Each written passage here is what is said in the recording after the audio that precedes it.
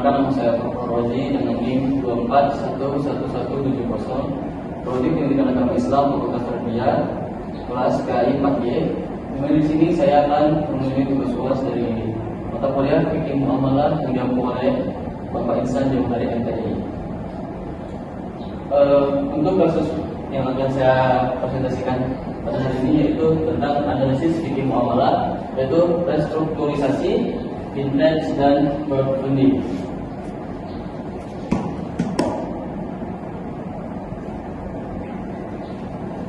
Nah, di sebagian peran keuangan syariah ini merupakan tindak pidana praktik ekonomi modern yang dikaji berdasarkan parameter fikih muamalah untuk menilai kesesuaiannya dengan prinsip syariat Islam. Nah, untuk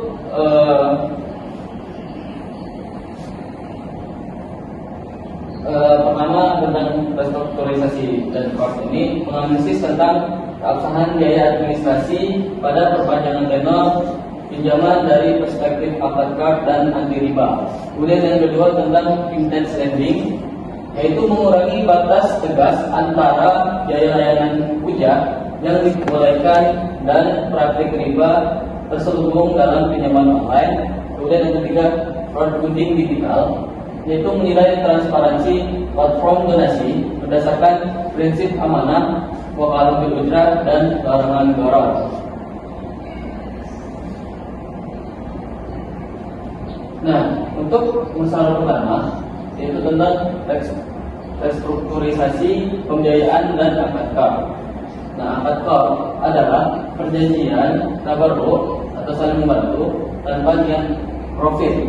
Jadi, pemberi pinjaman dilarang menetapkan syarat tambahan yang berkaitan dengan pinjaman. Nah, menurut Fatwa DSN MUI nomor 19, DSN MUI 4/2001 menegaskan penerima hanya wajib mengembalikan pokok pinjaman sementara biaya administrasi dibatasi pada biaya real atau actual cost, bukan keuntungan. Jadi pemotongan biaya berdasarkan persentase sisa pokok utang berpotensi itu menjadi dikorkor. Nah, kaidah fikih dan dasar hukum restrukturisasi pada kasus pertama. Dari sini Islam mendorong pelonggaran bagi debitur yang mengalami kesulitan, bukan membebani dengan biaya tambahan.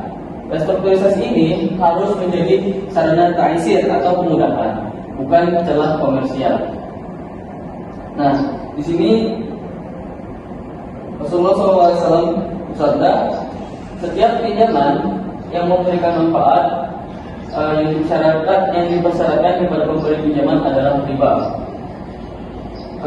Juga prinsip menurut perspektif kaidah fikih juga, yang dimana itu kesulitan mendatangkan kemudahan serta kemudaratan harus dihilangkan. Nah, dari kaidah tersebut para ulama menjadikannya sebagai kaidah umum dalam pembahasan akad card. Nah, oleh karena itu apabila biaya restrukturisasi ini dihitungkan berdasarkan persentase sisa pokok utang, maka secara substansi pembiayaan tersebut merupakan manfaat finansial yang timbul karena adanya akad peminjaman sehingga bertentangan dengan prinsip syariah. Nah, solusi restrukturisasi sesuai syariah ini, lembaga keuangan syariah dapat menerapkan 3 alternatif restrukturisasi yang sesuai dengan prinsip fikih muamalah, yaitu dari segi perpanjangan tenor. Nah, perpanjangan tenor ini tanpa ada penambahan pokok. Kemudian yang kedua adalah biaya administrasi. Nah, biaya administrasi ini harus berupa biaya real atau actual cost. Dan yang ketiga pengurangan utang. Nah, di sini untuk debitur permanen. Nah, jadi jika mengalami kesulitan harus dikurangi masa utangnya. Nah, yang kedua yaitu kasus kedua tentang riba dan vintage lending. Nah, praktik pinjaman online konvensional berisiko mengandung riba atau biaya layanan yang dipotong dari pencairan, sementara bunga tetap dihitung dari pinjaman penuh. Nah, hal ini melanggar prinsip keadilan, al-adl dan al-mal. Nah, di dalam surah Al-Baqarah ayat 270 ayat 279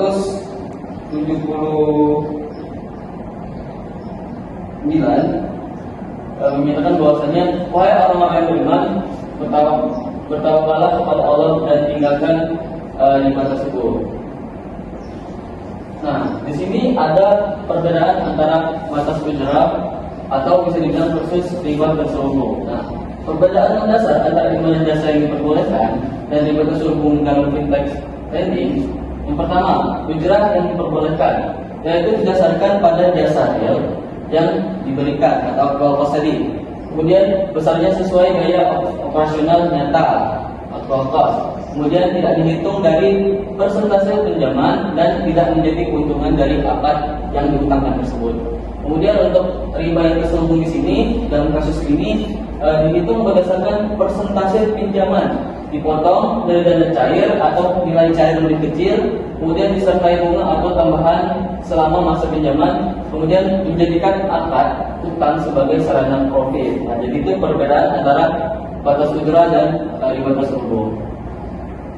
Nah, untuk kasus yang ketiga yaitu adalah hibah, sedekah, dan crowdfunding digital. Nah, dana crowdfunding atau pengobatan termasuk akad tabarruk juga.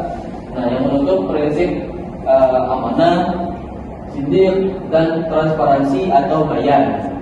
Pemotongan 10% dalam kasus ini tanpa informasi awal mengandung unsur gharar dan melanggar amanah pengelolaan harta. Sesuai dengan surah An-Nisa ayat 68 yang artinya sesungguhnya Allah menyuruh kamu menyampaikan amanat kepada yang berhak. Jadi sebelum adanya pemotongan, jadi harus ada informasi dulu kepada orang tersebut yang bersangkutan. Nah, platform sebagai pemalang berujrah. Nah, hubungan hukum antara donatur, platform, dan penerima lebih tepat dikategorikan sebagai akad pemalang berujrah, bukan sekedar penitipan biasa. Nah, hak platform untuk kompensasi ini hanya sah apabila disampaikan terbuka dan telah disepakati sejak awal. Nah, prinsip utamanya di sini melalui transparansi atau informed consent menjadi syarat esensial agar akad ini terhindar dari gharar yang merusak keabsahan transaksi. Kemudian harus menerapkan sifat amanah. Jadi dana tersebut adalah titipan yang harus dikelola sesuai tujuan penggalangan dana tersebut. Kemudian harus menggunakan syarat sah. Jadi pemotongan biaya harus berada dalam kesepakatan awal sesuai dengan hadis riwayat Abu Dawud. Nah, jadi kesimpulan dan implementasi prinsip syariah, 3 isu kontemporer yang telah saya jelaskan tadi menunjukkan bahwa praktik keuangan modern tetap terikat pada parameter fikih muamalah, nilai keadilan, transparansi, dan kemaslahatan menjadi fondasi yang tak tergantikan. Nah, kalau di bagian permasalahan restrukturisasi ini, kesimpulannya tidak boleh menjadi sarana komersial. Jadi biaya juga terbatas pada actual cost. Kemudian pada kasus kedua berada dalam kesepakatan awal sesuai dengan hadis riwayat Abu Dawud. Nah, jadi kesimpulan dan implementasi prinsip syariah, 3 isu kontemporer yang telah saya jelaskan tadi menunjukkan bahwa praktik keuangan modern tetap terikat pada parameter fikih muamalah, nilai keadilan, transparansi, dan kemaslahatan menjadi fondasi yang tak tergantikan. Nah, kalau di bagian permasalahan restrukturisasi ini, kesimpulannya tidak boleh menjadi sarana komersial. Jadi biaya juga terbatas pada actual cost. Kemudian pada kasus kedua tentang fintech, di sini hanya boleh menggunakan ujrah real terbebas dari riba dan nasi'ah. Kemudian untuk kasus yang ketiga tentang crowdfunding, ini transparansinya mutlak diperlukan dalam akad wakalah bil ujrah. Baik, mungkin hanya itu saja. yang bisa saya presentasikan. Kurang lebihnya saya mohon maaf, saya mohon ampun. Wassalamualaikum warahmatullahi wabarakatuh.